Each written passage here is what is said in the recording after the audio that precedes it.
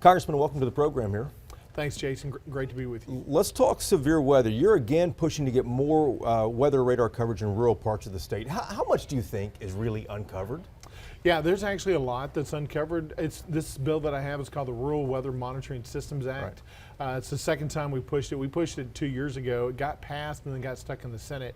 But this is really important because areas like East Texas, Northeast Texas, where I represent, we're caught in between the Dallas-Fort Worth radar system and the Shreveport radar system. And because of that, these low-level systems under 6,000 feet are really hard to see with great detail. Low-level storm systems. Low-level storm systems. So F1, F2 systems that might come through Northeast Texas, hard to exactly identify where they are specifically at the right moment to give folks a good heads up, and that's important.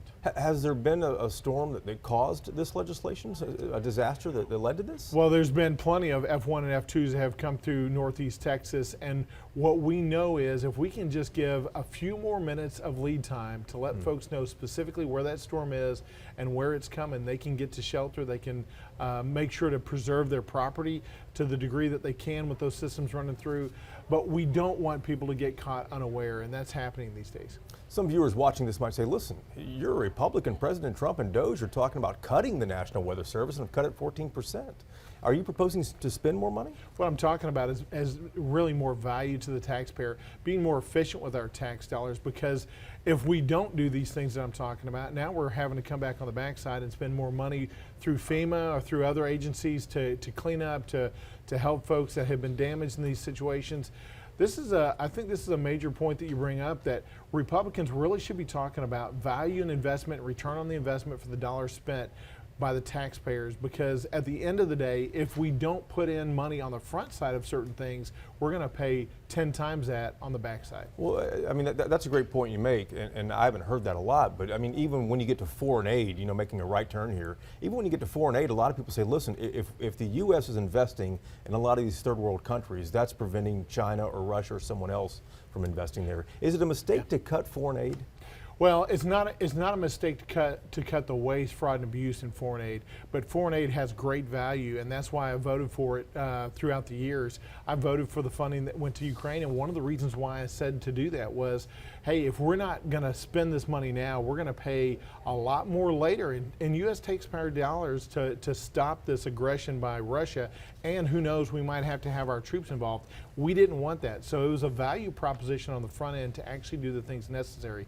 But then when we talk about some of the health programs, PEPFAR and some of the HIV programs and some other things that we're doing worldwide, food programs, another great value proposition for the U.S. When we make that investment in strategic locations without being wasteful, without having fraud involved, then we're going to see dividends from that, I think, 10 times over. But are we doing that anymore? USAID has been shuttered, though. Are we sending food abroad to these? Well, I think that's a misnomer. I mean, it says you say USAID has been shuttered. It's been merged into state, but a lot of people have been laid off, right? A lot of people have been laid off, and there needed to be some layoffs over there. Absolutely, there need to be. But a lot of these really important programs still exist and are moving forward, just under a different department, simply with a recognition that we are getting a value proposition back, a return on that taxpayer dollar overseas. A great example is food programs, because 70% of the world's conflict happens where there is abject poverty, where people are looking for food. These are situations where terrorist organizations are coming in, and if we don't provide the food, they come in and they provide the food in exchange for allegiance to their terrorist organization, which then could come back to domestic shores here in the United States. That's something I think we need to recognize. We can't just be in our little bubble. We can't be isolated. We have to play offense and defense across this world. Yeah, Hamas in Gaza is a great example of that. That's right. And PEPFAR was saved? PEPFAR was saved. Okay. Yes. It's a big deal with President Trump here in Dallas, too. Cryptocurrency's been on a win streak in Congress here lately. Congress taking it up. The House just passed a bill establishing a framework for regulation. Now Congress considering stable coins. Give me an idea what you think cryptocurrency looks like 10 years from now, because I have a crypto wallet, but I don't really do anything besides just invest in it. Well, I don't have a crypto wallet, but I'll tell you that I think it would be hard to predict where it is. We had a hearing this last week on artificial intelligence, and one of the experts made the case. He said if any of those experts on that panel 5 years ago were to predict where AI is going to be today, they would have all been wrong. I think the same could be said about crypto, that it's really hard to predict where digital currencies are going to be. But what we do need to do is what happened this week. We need to make sure a couple things. That the United States Central Bank is not issuing a digital currency. We do not want to be in the middle of that. We want the private market to take care of that. And there's a lot of privacy concerns when there might be a central bank digital currency. So we made sure that's not going to happen. That's number one. The second thing is we need to establish, okay, so who's kind of in charge? Is it SEC or the CFTC? And where's the regulatory kind of framework? Why? Because investors need some certainty, some surety as they are investing and as these commodities are traded, if they're going to be treated as commodities. How is that going to actually happen? So we put in a loose framework to give transparency, to give surety to the market, to give protection to the consumers. That's what happened this week. And who got the regulation? Who has oversight? SEC or CFTC? It's divided. It depends. It's split. Okay. It depends on the type of transaction that's happening. But if it's an investment kind of a transaction, the SEC. If it's more if it's outside of the investment vehicle, then it's the CFTC. The Defense Appropriations Act just passed too. Adds money to defense, pay raises for active duty military, even some money for new ships as well.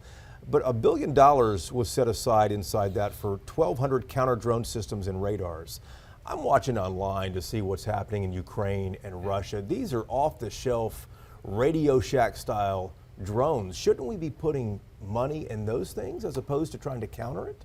Yeah, back to this value proposition. This may be the theme of our interview today because the drones cost so much less than these big missiles that we have that we're using currently to shoot down some of their drones on the other side. And it doesn't make sense for us to spend $1 million on a missile to shoot down a $12,000 drone.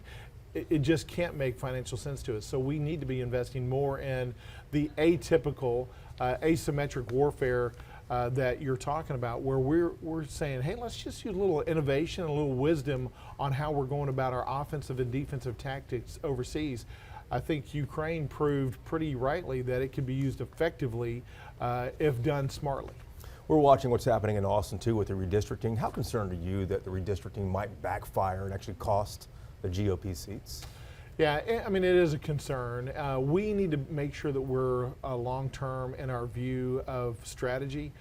This is, you're hearing California talk about the possibility of taking their 52 seats, which are right now 43 Democrats and 9 Republicans, and maybe moving that up to 49 Democrats and 3 Republicans. Using some processes there if we are to do it here. Sure. So there certainly is some concern about that. I think that we just need to buckle down and do what's right by the citizens and the taxpayers, and the voters will come out and vote the right way. You're solid red. You're what, plus 25? I'm right at plus 25, plus 26, one of the 5 most conservative districts out of 435 in the nation. Oh, in the nation, In too. the nation. So, I mean, they can't cut too much out of you since you're so far to the east. No, and I grew up in East Texas, Yeah. and frankly, I love every part of the state of Texas, and so this is not a decision I'm going to make. As Sure. you know, the state legislature is going to decide where those lines are drawn, and wherever they draw the lines, I'm going to do my best to represent the folks of East Texas with humility and with boldness and with courage. Do you expect a primary challenger? I already have a primary Do challenger. you already have? I do. I've got a couple of primary challengers, and you didn't have one last time. I didn't have one last time, but look, it's good. It's the process because it makes sure that you're working for the people, you're listening to the people, and you're responding. You're responding with your votes to be their voice in Washington D.C. Yeah. We have a mission statement. We say we're going to do that with steadfast principles, effective statesmanship, humble service, and bold action. I think those 4 things really encapsulate how East Texans go about their day-to-day businesses and how I should do that to reflect their values in Washington, D.C. Congressman, I read that you called on the DOJ to release the Epstein Files, saying the American people deserve the truth. Why do you think the Trump administration is not releasing everything, just the grand jury transcripts? Yeah, I don't know. I'm not in those rooms and I don't see the documents, but I've always been a believer on the city council and county government when I was a county judge in Smith County and still here in Congress that transparency breeds accountability and is really the key to building trust.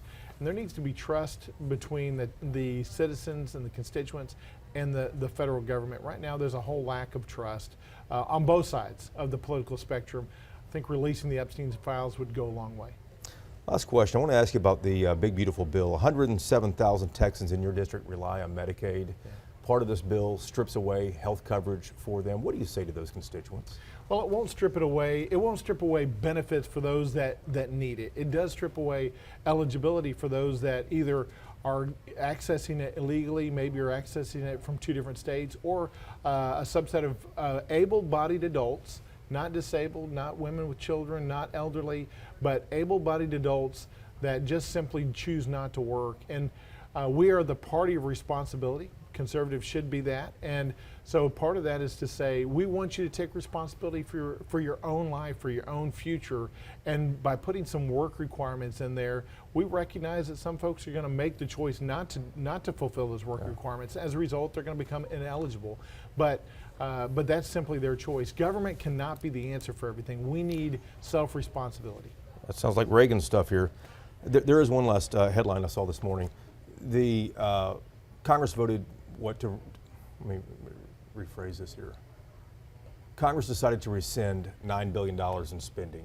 And I've heard some opposition from inside the GOP on this, saying, listen, we're ceding the power of the purse to the executive branch. What do you say to that? No, I think this was an appropriate move. It's been, I think, since the late 90s, since a rescission package had come through.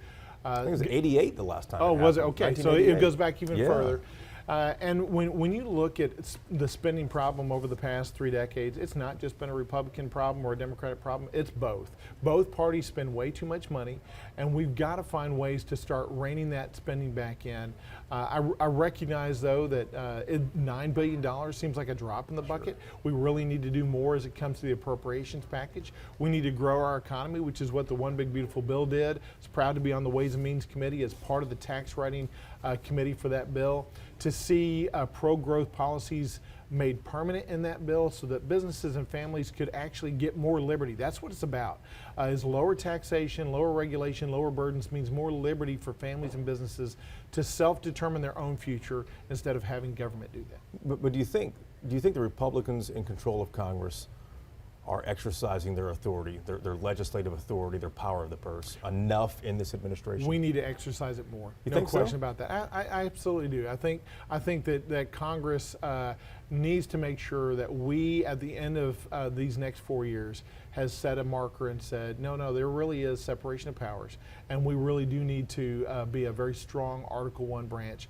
If you go to Washington, D.C., I give tours, and I love giving tours in Washington, D.C., you'll notice that the center of Washington, D.C., when Pierre L'Enfant, the French engineer, when he laid out Washington, D.C., the very center point of that is the very center of the United States Capitol. It's not the White House, it's not the Supreme Court, it's the Article I branch of government that's the closest to the people, and that is the United States Congress. And so the very center of the Capitol is the center of Washington, D.C., and that was for a purpose. Congressman, good to see you. Thanks. Appreciate it.